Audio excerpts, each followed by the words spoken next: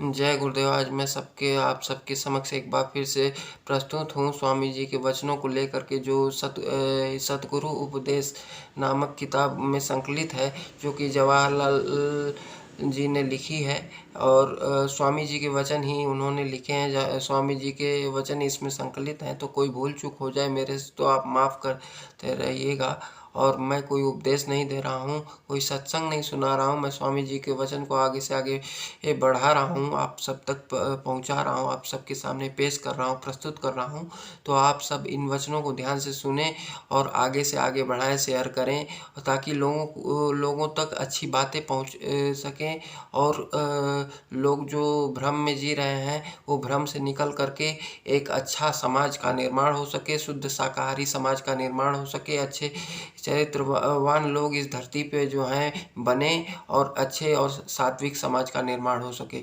जय गुरुदेव। तो मैं स्वामी जी के वचनों को आगे सुनाने जा रहा हूँ, तो आप लोग ध्यानपूर्वक सुनिएगा और मेरी गलतियों को माफ़ करिएगा, क्योंकि एक छोटा सा बच्चा है। और कहते हैं गोस्वामी जी महाराज की, जो बालक का तोतरी बाता, सुनई मुदित मन पितु और माता। तो आप सब माई बाप के समान हैं, तो आप सब मेरी वचनों को ध्यान से सुने, जो कि स्वामी जी के वचन है, मेरे वचन नहीं है। गलती माफ़ करिएगा। तो आप लोग ध्यान से सुने। मृत्यलोक अच्छे और बुरे कर्मों की मिलौनी का देश है। यहाँ पर कोई चीज़ या कोई काम ऐसा नहीं है जो सबके लिए अच्छा या फायदेमंद हो।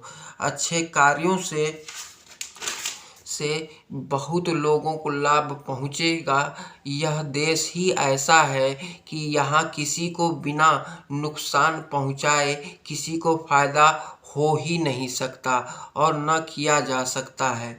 यहाँ तो असत्यता और बुराई एकदम से नहीं निकाली जा सकती है।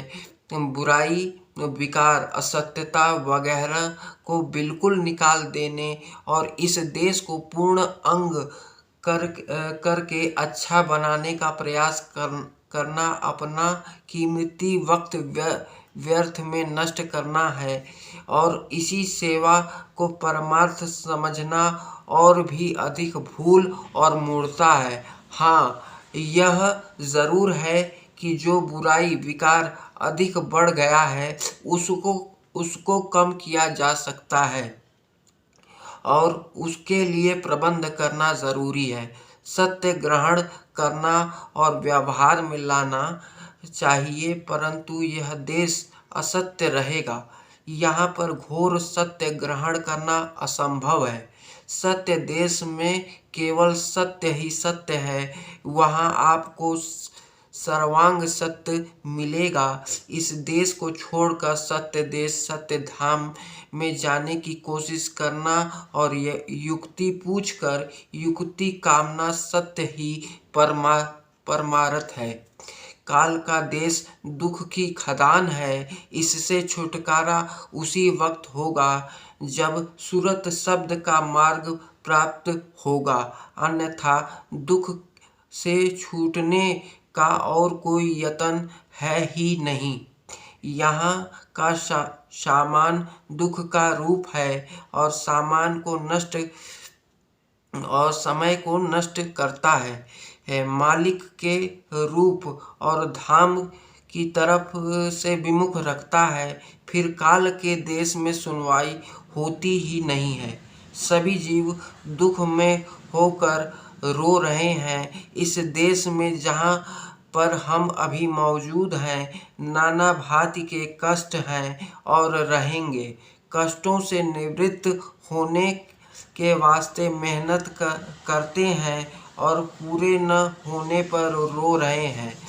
इसमें भगवान का दोष नहीं है। भगवान ने अपना विधान बना दिया है कि तुम स्वतंत्र कर्म करने के वास्ते स्वतंत्र हो। जब तुम पैदा नहीं हुए थे, उस समय तुम कहाँ थे? क्या तुम बता सकते हो?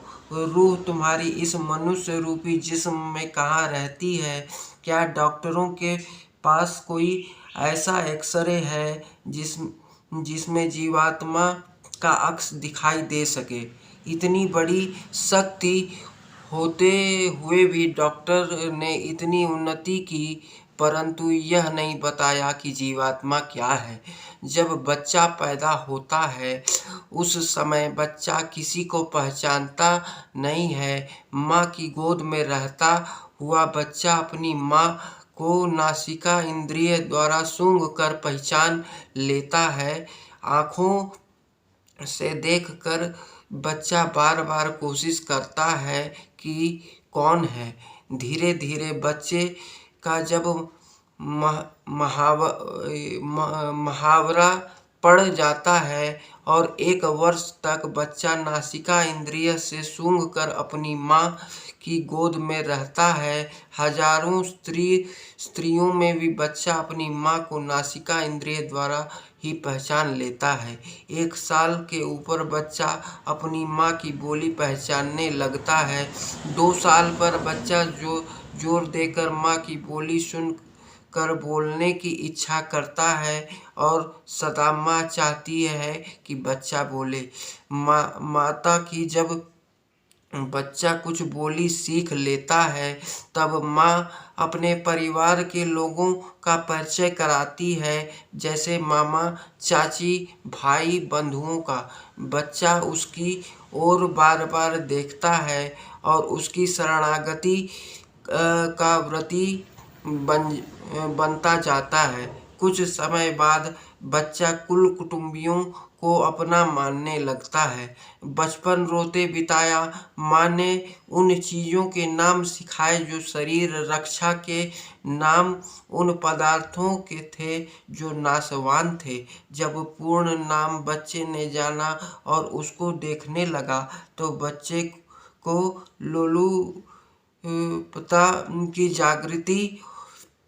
बच्चे में लोलुपता की जागृति होने लगी। बच्चा उसके पाने का प्रयास करता है। प्रवृत्ति बच्चे की बन चुकी, न पाने पर अत्यंत दुखी होकर रोता है और उन चीज़ों को पाने का प्रयास करता है। अपनी आँखों से जो नई नई वस्तुएं देखता है उसको लेने की कोशिश करता है। माँ और पिता से याचना करता है। पिता माता ममता के वशीभूत होकर बच्चे को नाना प्रकार की वस्तुएं प्यार में खरीद देते हैं।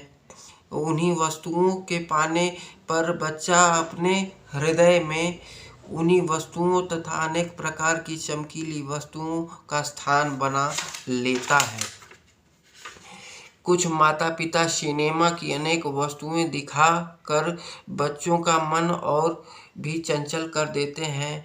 बच्चा जब अनेक प्रकार की चंचलता में आ गया और माता और पिता का सम्मुख होकर उत्तर प्रति उत्तर दे देता है, माता प्यार से बच्चे को समझा नहीं सकती। हर समय बच्चा माता पिता की बातों का उल्लंघन किया करता है।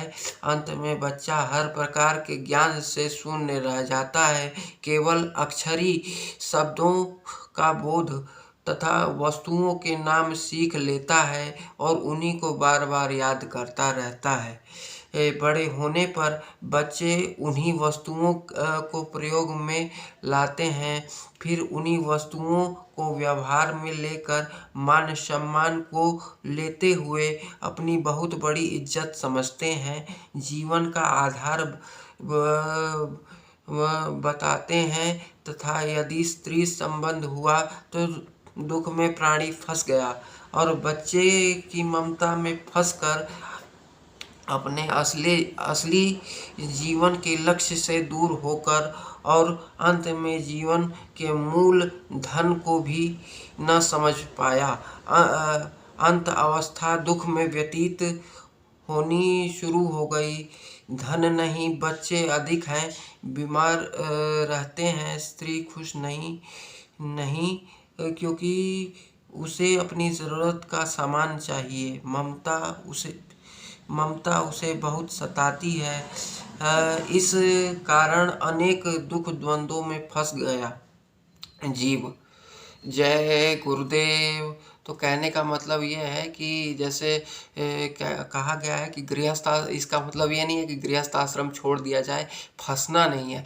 गृहस्थ आश्रम में फँसना नहीं है, किसी की मोह ममता में फँसना नहीं है। अपना दायित्व अच्छी तरीके से प्रेम संबंध सबके साथ बना करके रखना है और अपना दायित्व अच्छी तरीके से निभाते हुए जो है सुमिरन ध्यान भजन करते हुए उस मालिक की प्राप्ति करनी है।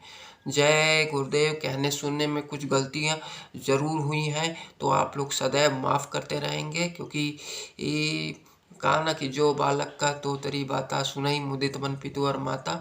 तो आप माता पिता के समान हैं, सभी लोग श्रेष्ठ लोग, और आप लोग मेरी गलतियों को सदैव माफ़ करते रहेंगे। इन्हीं शब्दों के साथ सब लोग शाकाहारी रहें, सदाचारी रहें, नशामुक्त रहें, और लोगों को भी बनाते रहें। और सभी को सादर जय गुरुदेव। जय गुरुदेव।